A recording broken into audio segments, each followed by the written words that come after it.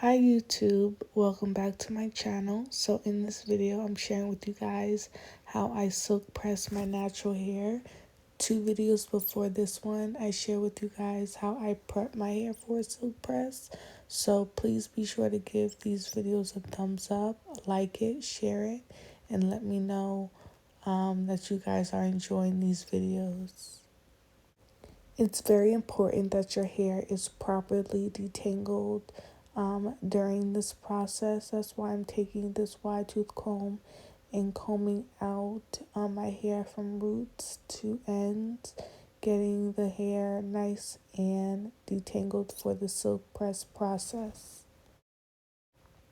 Now this is the only product that I spray in my hair before I blow dry and flat iron it.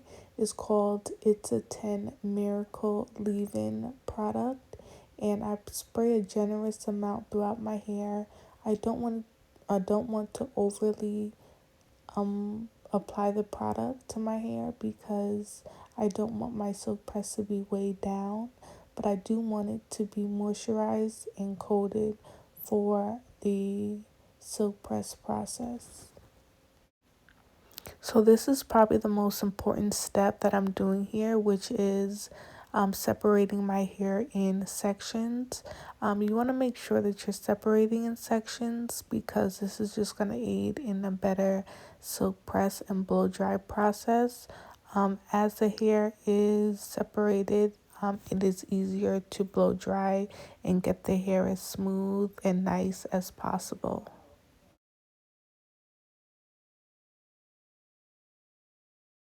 Now I'm taking this one section and dividing it into subsections. This is just going to make it easier for me to blow dry the hair and making sure that it gets as smooth as possible. And I'm starting off with what I call a tension method, and I'm blow drying the hair without using any brush. But the brush that I am using is called the Denman brush, and this is just going to aid in getting the hair as smooth as possible and further blow drying the hair. I believe that this brush does a great job at getting at the root and straightening the roots of the hair. So again, I'm doing the tension method first, taking my hand and blow drying and stretching out the hair before I use a Denman brush. And yes, I do need a trim, but I did not do a trim this go around, so I'll probably do one the next time that I get a silk press or the next time I do my own silk press and have them trim the hair. So now I am taking this olive oil glosser and spraying that throughout this section of my hair. That just helps to give the hair a little bit more shine and also to strengthen the hair because I'm putting back in oils in my hair. Be sure not to spray too much of the olive oil spray in your hair because you do not want, again, to weigh it down. You just want to apply some to give it shine and strengthen the hair.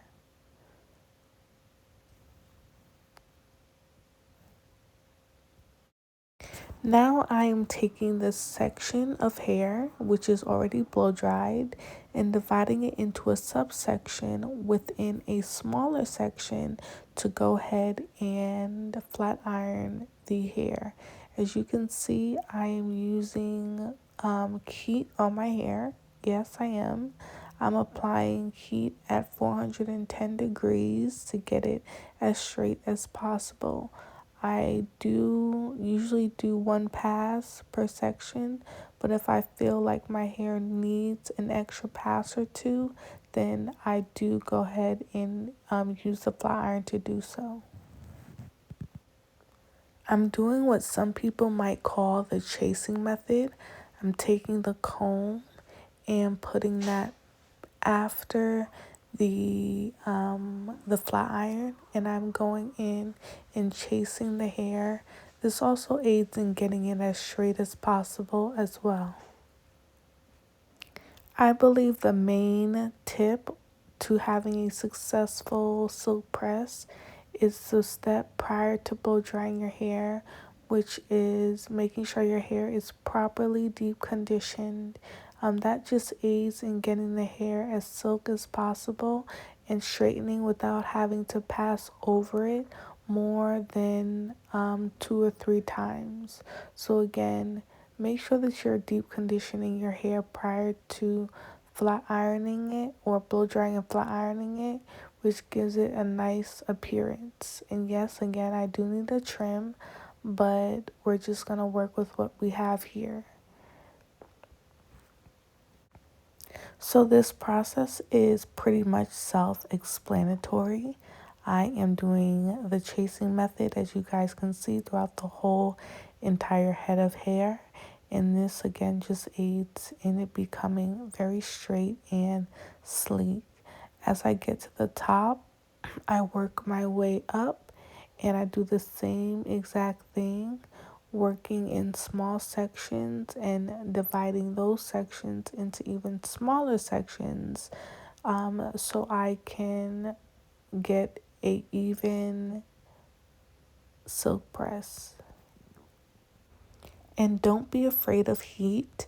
If you did what you were supposed to do prior to flat ironing and blow drying your hair, which is the process of deep conditioning and doing your treatments, you shouldn't experience any heat damage on the hair, because as you can see, we are not going over it that many times, and we are using a heat protectant as well to protect the hair from heat damage.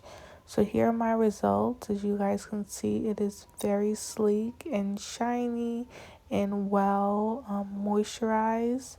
So here I'm just taking this comb and combing the hair, making sure it is nice and straight how I like it. Now I'm going in again and putting a little bit of a bump to the end of the hair so that it can lay how I want it to lay.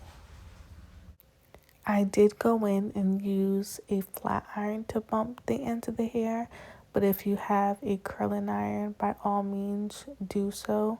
But I just like how it looks when I use a flat iron to bump the ends as opposed to a curling iron.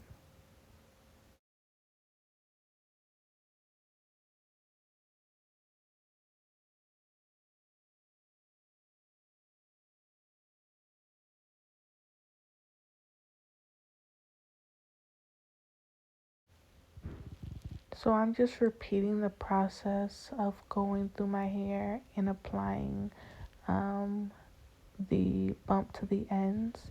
Now you don't have to use as small of a section if you don't want to, and those are the results of me curling the hair. And yeah, so you don't have to use small sections when bumping the ends because you don't want tight curls.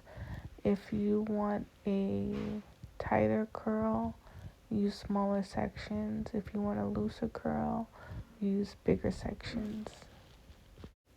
And as you can see, I am not going over the hair more than 2 times when I'm curling it, just so I don't add excessive heat to the hair.